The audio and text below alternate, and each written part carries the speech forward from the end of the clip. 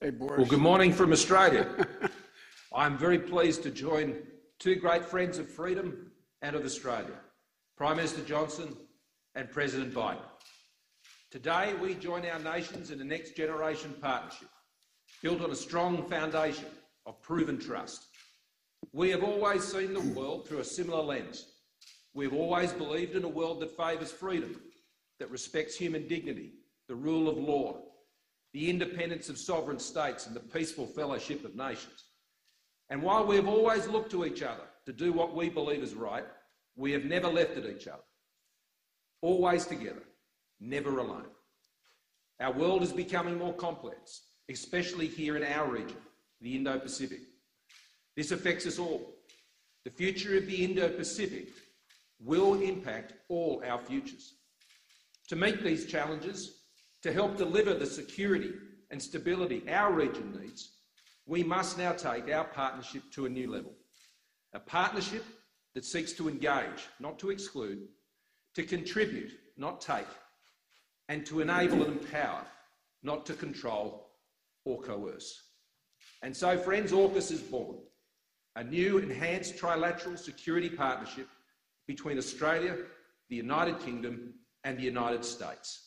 AUKUS, a partnership where our technology, our scientists, our industry, our defence forces are all working together to deliver a safer and more secure region that ultimately benefits all.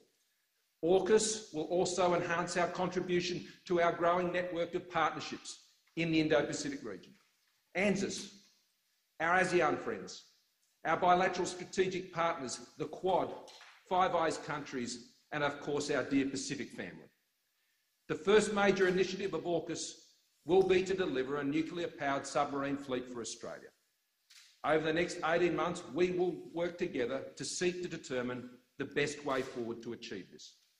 This will include an intense examination of what we need to do to exercise our nuclear stewardship responsibilities here in Australia.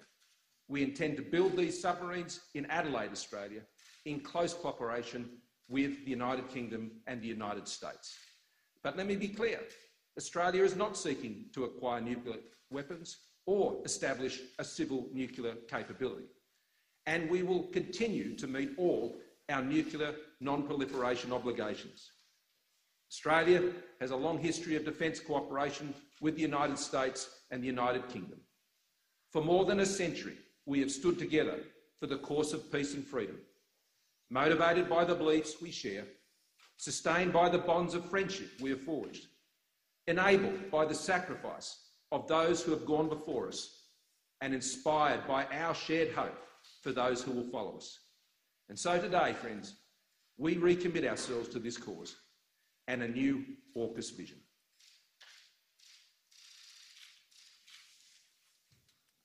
I'm delighted to join President Biden and Prime Minister Morrison to announce that the United Kingdom, Australia and the United States are creating a new trilateral defence partnership known as AUKUS, with the aim of working hand in glove to preserve security and stability in the Indo-Pacific.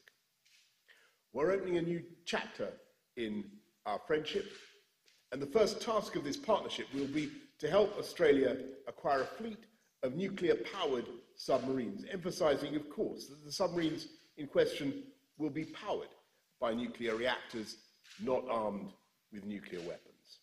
And our work will be fully in line with our non-proliferation obligations.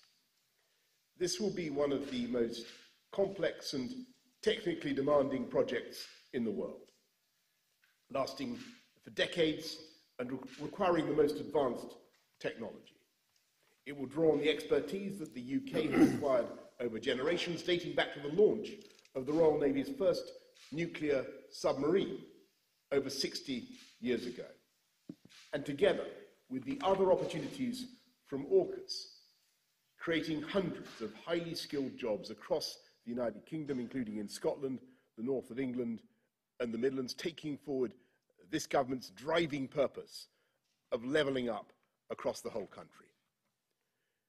We will have a new opportunity to reinforce Britain's place at the leading edge of science and technology strengthening our national expertise, and perhaps most significantly, the UK, Australia, and the US will be joined even more closely together, reflecting the measure of trust between us, the depth of our friendship, and the enduring strength of our shared values of freedom and democracy. Only a handful of countries possess nuclear-powered submarines, and it is a momentous decision for any nation to acquire this formidable capability, and perhaps equally momentous for any other state to come to its aid. But Australia is one of our oldest friends, a kindred nation, and a fellow democracy, and a natural partner in this enterprise. Now the UK will embark on this project alongside our allies, making the world safer and generating jobs across our United Kingdom. Thank you. Over to you, Mr. President. Thank you, Boris. And I want to thank that fellow down under. Thank you very much, pal. Appreciate it, Mr. Prime Minister. I'm honored today to be joined by two of America's closest allies, Australia and the United Kingdom, to launch a new phase of the trilateral security cooperation among our countries. As Prime Minister Morrison and Prime Minister Johnson said, I want to thank you for this partnership, your vision as we embark together on this strategic mission. Although Australia, the UK, and US partnership, AUKUS, it sounds strange in all these acronyms, but it's a good one.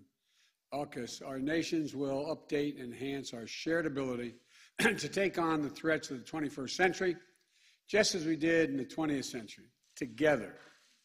Our nations and our brave fighting forces have stood shoulder to shoulder for literally more than 100 years, through the trench fighting in World War I, the island hopping in World War II during the frigid winters in Korea, and the scorching heat of the Persian Gulf. The United States, Australia, and the United Kingdom have long been faithful and capable partners, and we're even closer today. Today, we're taking another historic step to deepen and formalize cooperation among all three of our nations, because we all recognize the imperative of ensuring peace and stability in the Indo-Pacific over the long term. We need to be able to address both the current strategic environment in the region and how it may evolve, because the future of each of our nations, and indeed the world, depends on a free and open Indo-Pacific enduring and flourishing in the decades ahead. This is about investing in our greatest source of strength, our alliances, and updating them to better meet the threats of today and tomorrow. It's about connecting America's existing allies and partners in new ways and amplifying our ability to collaborate, recognizing there is no regional divide separating the interests of our Atlantic and Pacific partners. Indeed, this effort reflects a broader trend of key European countries playing an extremely important role in the Indo-Pacific. France, in particular, already has substantial Indo-Pacific presence and is a key partner and ally in strengthening the security and prosperity of the region. The United States looks forward to working closely with France and other key countries as we go forward. And finally, this initiative is about making sure that each of us has a modern capability, the most modern capabilities we need to maneuver and defend against rapidly evolving threats. AUKUS will bring together our sailors, our scientists, and our industries to maintain and expand our edge in military capabilities and critical technologies such as cyber, artificial intelligence, quantum technologies, and undersea domains. You know, as a key project under AUKUS, we are launching consultations with Australia's acquisition of conventionally armed nuclear-powered submarines for its Navy, conventionally armed. I want to be exceedingly clear about this. We're not talking about nuclear-armed submarines. These are conventionally armed submarines that are powered by nuclear reactors. This technology is proven, it's safe. And the United States and the UK have been operating nuclear-powered submarines for decades. I have asked Secretary Austin of the Department of Defense to lead this effort for the U.S. government in close collaboration with the Department of Energy and the Department of State. Our governments will now launch an 18-month consultation period to determine every element of this program, from workforce to training requirements to production timelines to safeguards and non-proliferation measures and to nuclear stewardship and safety to ensure full compliance with each of our nation's commitments under the Nuclear Non-Proliferation Treaty. We'll all undertake this effort in a way that reflects the long-standing leadership in global non-proliferation and rigorous verification standards, in partnership and consultation with the International Atomic Energy Agency. So I want to thank the Prime Minister Morrison and Prime Minister Johnson for their friendship, but mostly important for their leadership and partnership as we undertake this new phase of our security cooperation. And the United States will also continue to work with ASEAN and the Quad, as was stated earlier, our 5 treaty allies and other close partners in the Indo-Pacific, as well as allies and partners in Europe and around the world to maintain a free and open Indo-Pacific and build a future of peace, opportunity for all the people of the region. We're joining together, partnerships are getting stronger. This is what we're about. I want to thank you all, and I look forward to seeing both of you in person very soon, I hope. Thank you. Thank you.